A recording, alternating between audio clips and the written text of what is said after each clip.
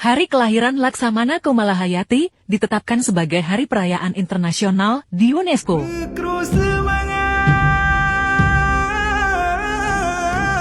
Pada hari penutupan sidang umum ke-42 UNESCO, tanggal 22 November tahun 2023 yang berlangsung di Paris, Prancis, Direktur Jenderal UNESCO mengumumkan bahwa hari lahir tokoh pejuang asal Aceh bernama Komalahayati sebagai hari perayaan tingkat internasional. Penetapan ini berlangsung di sesi sidang plenary report dari rangkaian sidang umum UNESCO ke-42. Direktur Jenderal UNESCO mengumumkan bahwa hari lahir pejuang wanita Aceh Laksamana Komalahayati ditetapkan sebagai hari perayaan tingkat internasional di UNESCO.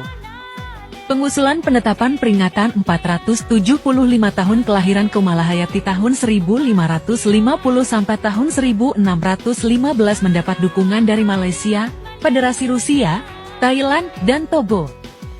Penetapan peringatan untuk tokoh ternama di negara anggota UNESCO memiliki kriteria penentuan berdasarkan tahun kelahiran atau kematian tokoh.